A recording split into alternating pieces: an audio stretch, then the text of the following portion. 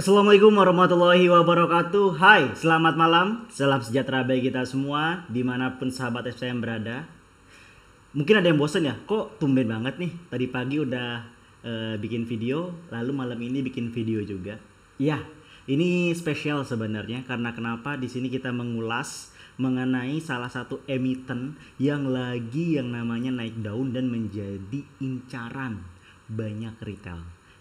Tiada lain dan tiada bukan yaitu adalah IPO-nya atau Initial Public Offering atau penawaran saham perdana pada emiten Gojek Tokopedia dengan emiten atau kode GoTo. Bersama gua Fajar Sidik, inilah Check It Out.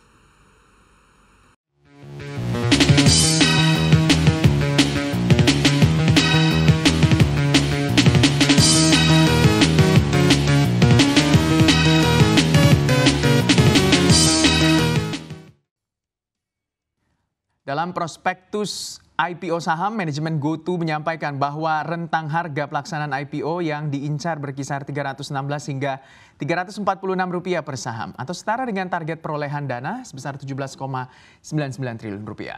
Dalam prospektus, manajemen GoTo juga menyatakan siap dengan opsi greenshoe sebanyak-banyaknya 15% saham yang dapat digunakan oleh GoTo demi menjaga stabilisasi harga.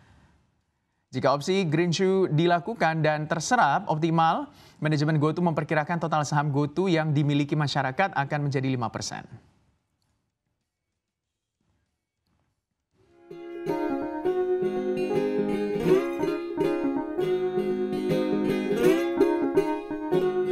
Ya gimana? Udah nonton video tadi? Itulah video pembuka mengenai yang namanya berita bahwa GoTo atau Gojek Tokopedia akan yang namanya melakukan IPO. Gimana sih cara membeli saham IPO untuk GoTo sendiri? Lu bisa dengan mudah, sebenarnya lu masuk di sini nih, www.ipo.co.id/id, maka akan muncul laman utama seperti ini. Lalu pilihlah yang namanya emiten yang ingin yang namanya lu beli. Di sini ada baik ada TLDN, GoTo, Siko dan sebagainya macamnya. Yang kita pilih GoTo.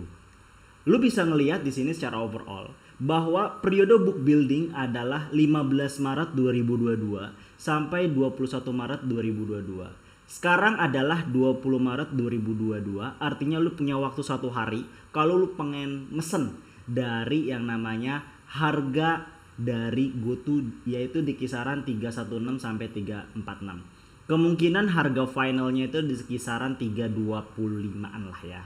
325 sampai 330. Antara range harga itu untuk harga pasarnya.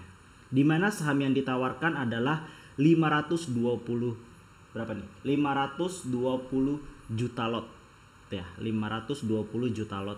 Jadi lu bisa ngebaca prospektusnya, tinggal lu klik sini maka akan muncul prospektus seperti ini. Kalau lu mau pesan tinggal info lebih lanjut ya, tinggal lu ketik nih info lebih lanjut. Setelah info lebih lanjut, tinggal di sini pesan. Kalau lu mau pesan, lu harus daftar terlebih dahulu. Jadi kalau lu daftar dulu, lu daftar masukin email, masukkan pilih individual, habis email password dan ada dapatkan kode link serta mengisi SID lu, jadi mengupload KTP dan mengisi nomor SID jika lu udah punya rekening efek. Jika lu belum punya rekening efek, maka lu harus pertama kali yaitu mempunyai rekening efek. Untuk rekening efek sendiri adalah kurang lebih 2 minggu. Jadi lu nggak mungkin bisa untuk membeli yang namanya Gojek Tokopedia. Tapi bagi lu yang sudah punya rekening efek, tinggal lu daftar di IPO ini dengan masukkan SID, nantinya lu udah bisa membeli saham yaitu adalah GoTo untuk masuk ke yang namanya penawaran perdana. Just sesimpel itu. Di sini gue akan ngebahas mengenai cara pembeliannya. Itu hanya sekilas saja, tapi sini gue akan fokus ngebedah dari yang namanya emiten GoTo ini sendiri. Oke, ini clear ya. Kita lanjut ke sini. Gue akan gedein, kelihatan ya harusnya ya. Oke. Ini adalah inilah tanggal yang harus sebenarnya lu lihat nih. Ini tanggal yang harus lu lihat, yaitu masa penawaran awal 15 sampai 21 Maret, artinya sampai besok. perkiraan tanggal efektif 25 Maret, perkiraan masa penawaran umum perdana saham 29 sampai 31 Maret, perkiraan tanggal penjatahan, artinya misalkan lu pesan 1000 lot, belum tentu 1000 lot itu dapat, bisa jadi cuma 10 lot ataupun 1 lot yang lu dapat. Itu tanggal 31 Maret 2022. Lalu pendistribusiannya masuk ke rekening efek lu masing-masing itu sekitar 1 sampai 4 April 2022. Jadi lu tuh catat, oh berapa sih yang didapat? Lu bisa cek tanggal 31 Maret dan baru masuk ke rekening efek lu atas nama GoTo itu pada tanggal 1 sampai 4 April. Artinya 4 April 2022 itulah hari pertama perdagangan IPO di pasar reguler. Oke, udah dicatat ya? Masing-masing udah dicatat. Mari kita lanjut. Apa sih yang penting kalau kita membaca prospektus dari GoTo itu sendiri? Ada di sini 967 halaman. Jika lu ada waktu banyak ya silakan aja baca perlahan. Tapi kalau misalkan lu nggak punya waktu banyak, maka lu bisa nonton video ini ya. Oke, kita mulai di sini. Kalau lihat dari awal-awal, ini sedikit berbeda ya. Prospektus yang diadakan oleh GoTo, di mana dia di sini mengkonsen ke yang namanya testimoni. Jadi dia mensuggest dulu para pembaca prospektusnya untuk memberikan hoping kayak gitu. Kenapa? Karena biasanya orang Indonesia itu membeli sesuatu berdasarkan review dulu nih. Misalkan, ada makanan enak, coba di mana sih makanan enak? Lu akan lihat reviewnya dan bintangnya terlebih dahulu. Akan seperti itu. Kalau reviewnya baik, biasanya lu akan positif akan menuju ke sana. Tapi kalau reviewnya negatif atau bahkan 1,0 misalkan, maka lu pasti dijamin nggak bakal mengunjungi emiten tersebut atau mengunjungi restoran tersebut. Jadi ini sama aja dia membangun sugesti positif dulu dengan yang namanya adalah testimoni. Inilah testimoninya nih. It's good gitu. Itu namanya adalah marketing branding ya. Lalu kita lanjut adalah ini nggak penting-penting banget gitu. Kita lanjut dicepat. Ini adalah yang namanya adalah jadi istilah-istilah. Jadi kalau misalkan di bawah-bawah itu ada istilah yang nggak lu ngerti, nah lu baca di sekitar halaman ini, halaman awal. Ini menjelaskan mengenai istilah-istilah yang ada di prospektus. Jadi semua istilah yang di prospektus bisa baca di sini. Dan bagi lu pemula mungkin banyak yang bingung ya, ini istilahnya apa? Ini isinya apa ya? Sekalian lu edukasi tentang istilah-istilah yang ada di saham, maka lu bisa membaca emiten ini, ya. Bisa membaca istilah-istilah ini maksudnya. Oke, kita lanjut. Nah, kita mulai dari ringkasan. Di sini kita ngelihat kegiatan usaha dan prospek usaha ya.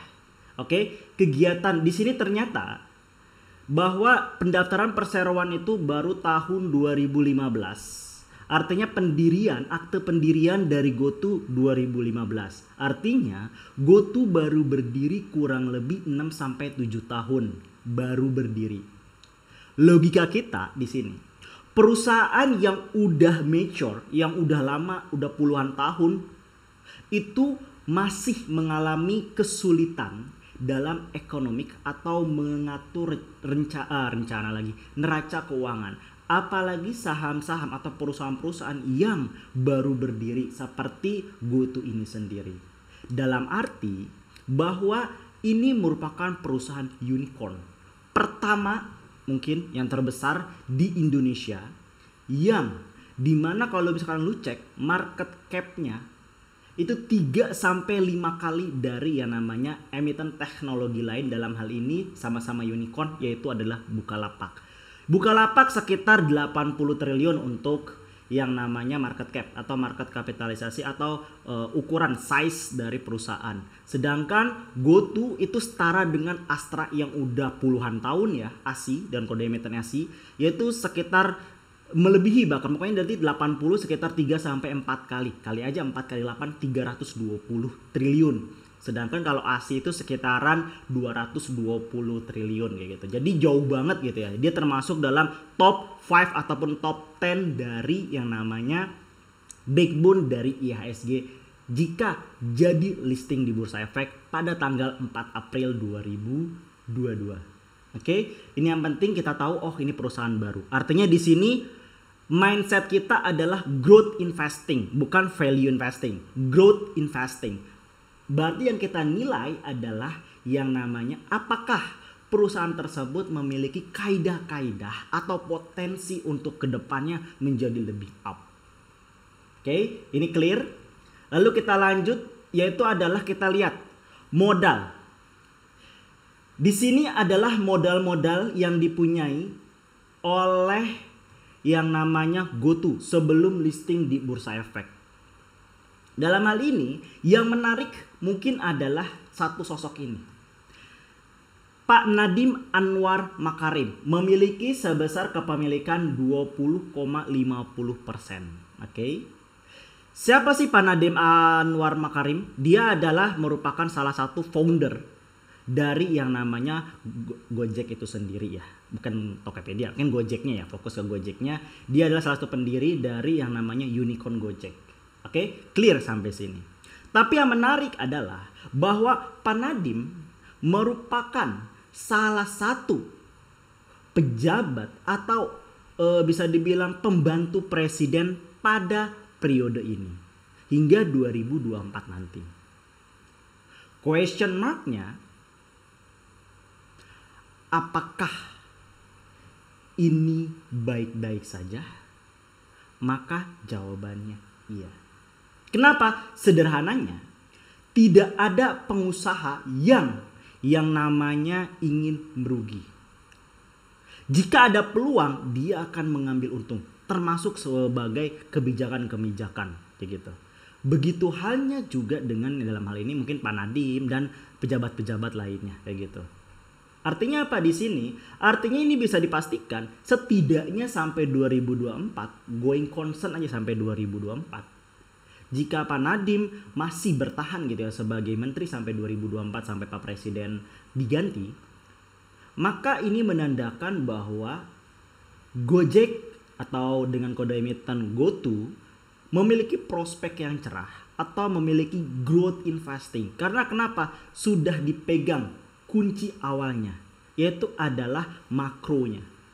Makronya itu apa? Kebijakan-kebijakan dari pemerintah.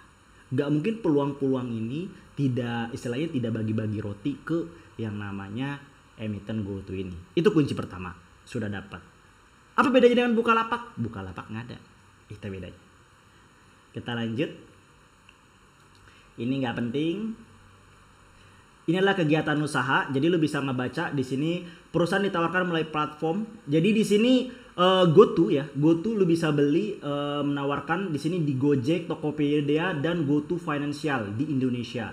Jadi penawaran dari saham GoTo ini sendiri dibagi menjadi dua ya. Jadi ada spesial, jadi ini kayak pemanis lah ya, kepada para konsumen yang memiliki mungkin kelas VIP lah ya, atau member kelas. Di sini bisa ditawarkan dari GoTo Rewards ataupun Tokopedia Rewards lah sejenis itu, atau GoTo Club ya, Gojek Club kalau nggak salah namanya.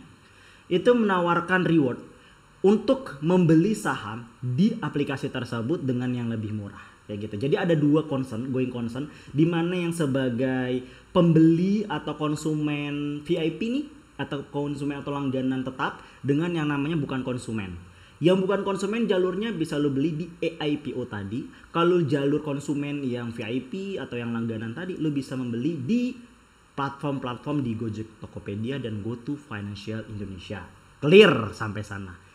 Artinya 52 miliar yang ditawarkan, 520 miliar ya, lembar yang ditawarkan itu merupakan adalah untuk going concern ke EIPO tadi, bukan melalui yang namanya melalui platform-platform yang langganan tetap atau VIP tadi. Jadi ada beda dengan yang ditawarkan di sini sama yang ditawarkan di sini. Jadi ada dua ya, oke.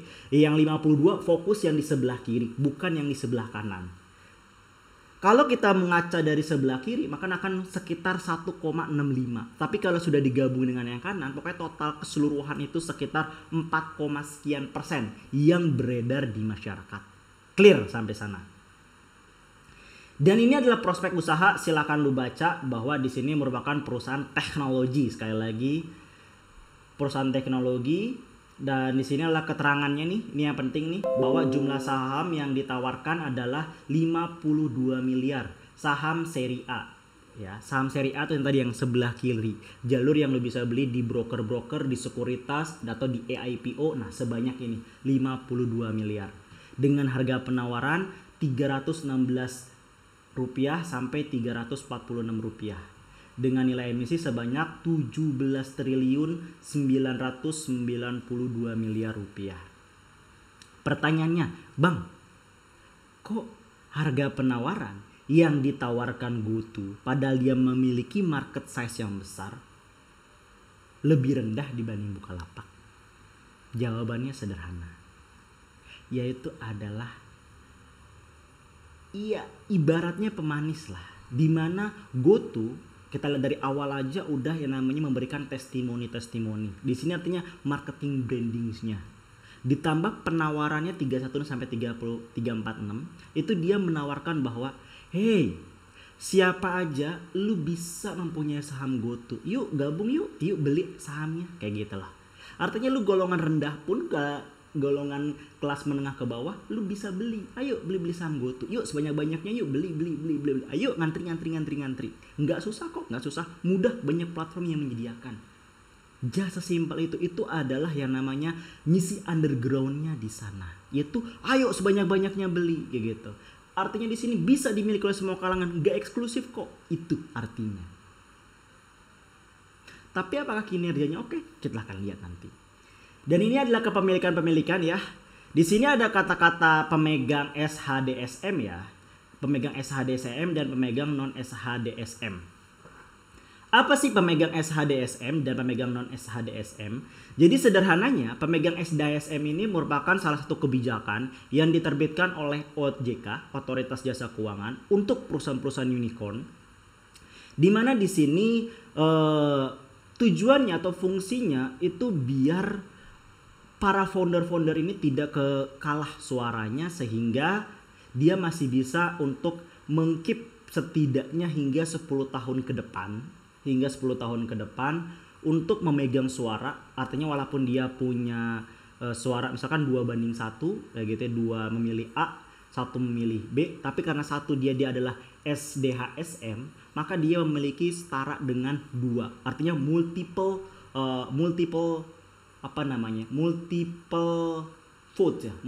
vote. Itulah fungsi dari SDHSM. Artinya di sini walaupun dia memiliki saham minoritas, tetapi dia memiliki suara 2 kali. Artinya misalkan si Panadim mempunyai 20% kayak gitu. Artinya akan setara dengan 40%. Artinya lumayan besar gitu ya, dengan suara-suara mayoritas jika digabung secara keseluruhan. Kayak gitu kurang lebih.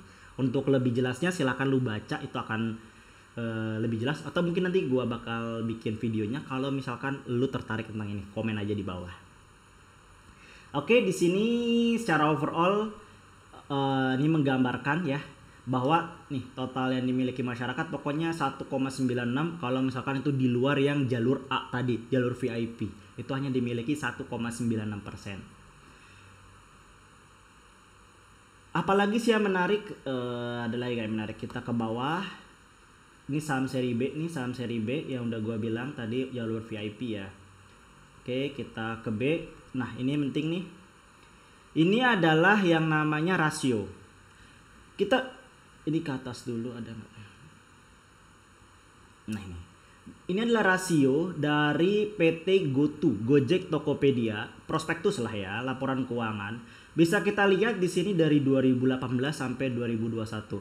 Pertama adalah jumlah asetnya. Jumlah asetnya bertambah, jelas bertambah. Karena di tahun ini adalah penggabungan dari Gojek dan Tokopedia. Artinya melebur menjadi satu dan tumbuh. Karena digitalisasi pun meningkat kayak gitu. Artinya kebutuhan orang terhadap yang dulu masih konvensional sekarang berubah menjadi digital. Lalu hutang pun jelas meningkat kayak gitu karena kondisi pandemik dan sebagainya macamnya tidak terhindar. Lalu jumlah ekuitas, gabungan aset dan liabilitas menjadi sekian gitu. Lalu kita ngelihat nih pendapatannya. Pendapatan bruto, pendapatan kotor bisa dibilang nggak stabil ya. Kenapa? Karena dari 2018 sampai 2021 itu tidak ada yang namanya pertumbuhan signifikan secara bruto. Gimana kalau secara pendapatan bersih? Pendapatan bersih pun tidak yang namanya menunjukkan pertumbuhan yang signifikan. Satu, question mark-nya di situ. Kenapa tidak terjadi pembutuhan bruto dan bersih? Kita harus cerna lebih baik. Why? Kenapa pendapatannya bisa naik turun ini? Mungkin di 2018-2019 orang belum begitu melek digitalisasi. Harusnya start dari 2020 sampai 2021 orang sudah melek digitalisasi. Tetapi kenapa pendapatan bersih di 2020 lebih besar daripada 2021? Itu question mark. Lalu rugi, lihat ruginya. Inilah penyebab kenapa tergerusnya pendapatan bersih. Salah satunya adalah rugi. Ternyata dari tahun 2018 GoTo mengalami kerugian. Dari minus 11 juta, minus 24 juta, ini dalam jutaan rupiah ya. Minus 16 juta artinya miliar ya situ. Minus 11 juta dan minus 8 juta gitu. Nah, ini kenapa bisa seperti ini? Bisa ini seperti ini terjadi? Ini karena iya namanya utang piutang atau perusahaan pasti ada yang namanya hutang. Salah satunya untuk mengembangkan dari yang dulu cuma ada di kota-kota besar bisa menjamah ke kota-kota lain seluruh Indonesia. Itu membutuhkan yang namanya biaya. Ya gitu. Tapi yang kita harus concern, kita lihat sebenarnya dari 2018 ke 2019 itu artinya lagi pertumbuhan, perbanyakan cabang. Di 2020 sudah mengalami penurunan dan 2021 mengalami penurunan. Ini tanda baik sebenarnya. Bukan mengalami peningkatan hutang tapi mengalami penurunan, kerugian. Artinya di sini di saat pendapatannya masih tidak stabil, berarti fokus dari yang namanya GoTo ini sendiri adalah melunasi hutang dulu nih yang lebih penting. Itu concern pertamanya. Oke, kita lihat selanjutnya adalah ini. Rasio keuangannya. Jumlah liabilitas dibagi jumlah ekuitas. Artinya di sini adalah debt to equity ratio. Di sini bisa kita lihat debt to equity ratio sebenarnya berapa sih yang sehat? Debt to equity ratio yang sehat itu adalah kurang dari 1x. Sedangkan di sini masih kurang dari 0,1x. Artinya di sini dikatakan bahwa perusahaan ini sehat sebenarnya. Walaupun secara pendapatan ataupun rugi itu masih rugi banget kayak gitu. Dan liabilitas debt to asset ratio di sini 0,1x, which is good kayak gitu, which is good. Dan jumlah aset lancar dibagi jumlah liabilitas jangka pendek ini paling bagus itu adalah di atas 2x. Dan di sini rata-rata adalah di atas 2x, cuma di 2019 yang enggak. Artinya di sini masih bisa dikatakan bagus. Lalu selanjutnya adalah debt service coverage ratio, artinya kemampuan perusahaan tersebut dalam membayar utang ya. Di sini adalah current ratio, ini adalah jumlah aset lancar dibagi jumlah liabilitas jangka pendek itu adalah current ratio, artinya di sini jumlah uang cashnya itu berapa ya. Yang bagus itu adalah di atas 2x. Artinya di sini dia mempunyai uang cash jika terjadi sesuatu waktu hutang yang harus dibayar segera atau kejadian tidak terduga di biaya operasional. Artinya ini which is good. Artinya manajemen menyiapkan cadangan kas nih jika suatu waktu ada kejadian tidak terduga. Dan juga debt service coverage ratio yaitu adalah di atas ini masih which is good untuk debt service coverage ratio. Oke. Jadi secara overall sebenarnya ada plus minusnya tapi masih bisa ditoleransi kayak gitu dibandingkan kalau kita yang sejenis kayak gitu. Lalu mana lagi yang menarik? Kita lihat lagi yang menarik ini kurang lebih sama ya. Lo bisa baca. Oke, ini adalah anak perusahaan nih. Jadi lo harus peduli bahwa GoTo itu adalah gabungan, aset-asetnya itu adalah gabungan dari Tokopedia dan PT DAB. Oke, jadi bergabung anak perusahaan dari GoTo adalah Tokopedia dan PT DAB. Artinya jika terjadi sesuatu yang terjadi di Tokopedia dan PT DAB, GoTo akan terkena imbasnya. Itu. Nah, ini adalah resiko usaha. Jadi kalau lu sebagai investor, lu harus membaca yang namanya resiko usaha. Di sini adalah resiko usaha yang pengaruh signifikan terhadap kelangsungan usaha. Lo harus concern. Ini sesuai dengan profil resiko lu nggak sih? Yang bersifat baik secara langsung maupun tidak langsung yang dapat mempengaruhi hasil usaha dan kondisi keuangan perusahaan. Ini sesuai nggak sih sesuai dengan profil resiko lu? Iya, sama juga teknologi. Yang paling kuncinya sebenarnya dari resiko ini adalah persaingan. Kalau lu nggak yang namanya melakukan inovasi terus, lu akan tertinggal. Itu sederhananya. Dan ini yang paling penting adalah resiko bagi investor, karena kita sebagai investor ya. Itu adalah yang pertama, kondisi pasar dan kondisi ekonomi dapat mempengaruhi harga pasar dan permintaan untuk saham yang ditawarkan sehingga harga saham tersebut dapat berfluktuasi. Ya, memang benar karena berada di pasar reguler atau pasar sekunder.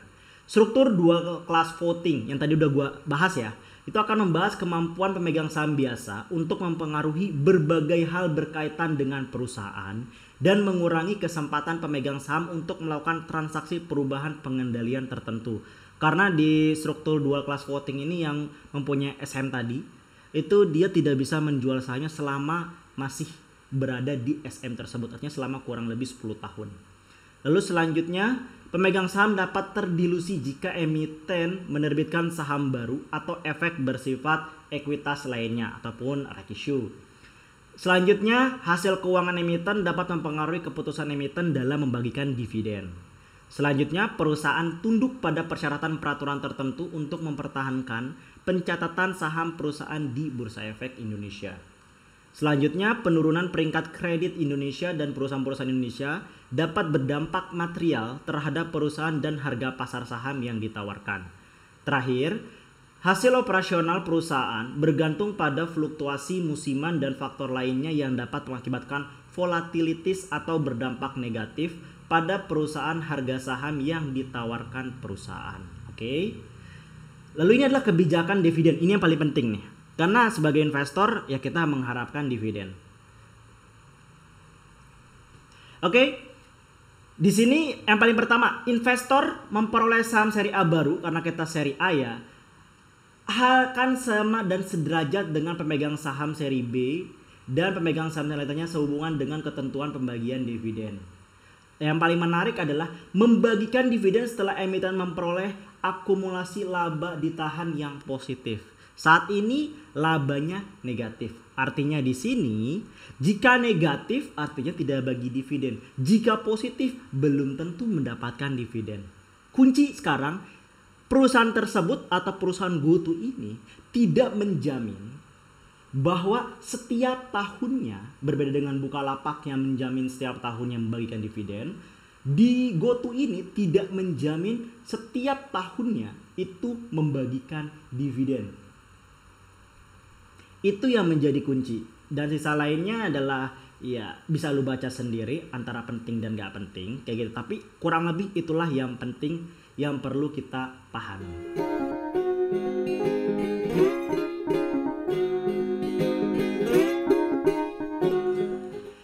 Kurang lebih itu yang bisa gue sampaikan mengenai prospektus dari GoTo. Kalau ada pertanyaan-pertanyaan tentang GoTo atau prospektusnya silahkan komen di bawah ini. Dan jika konten ini bermanfaat, jangan lupa untuk like, share, dan subscribe tentunya. Oke? Dan secara kesimpulan atau result, apakah GoTo layak dibeli atau enggak? Jawabannya 2. Jika profil resiko lu itu adalah middle low, maka ini tidak harus dibeli atau sangat risky. Karena kenapa? Dia marketing brandishnya kuat, semua orang sehingga semua platform disediakan untuk membeli. Artinya di sini punya potensi besar bahwa GoTo pada saat IPO untuk di downkan terlebih dahulu atau di auto reject bawah. Itu cukup tinggi. Tapi yang kedua, jika profil resiko lo middle high, maka lu bisa masuk ke saham GoTo. Apalagi sebagai seorang IPO hunter, maka ini jawaban atau lebih better lu memilih ini dibanding beberapa IPO yang lain. Menurut gua, disclaimer is on. But balik lagi, tadi lu baca resiko usaha dan sebagainya macamnya, dan yang paling penting manajemennya tidak menjamin untuk bagi dividen. Apakah itu sesuai dengan lu? Gue pengen bagi dividen biar dapat setidaknya kalau gue nunggu sabar-sabar, atau enggak. Karena itu kunci penting seorang perusahaan atau seorang investor memilih suatu perusahaan, ada dividen atau enggak. Saat dividen gak dijamin, apakah lu masih mau masuk? Gue Fajar Siddiq pamit, bye bye.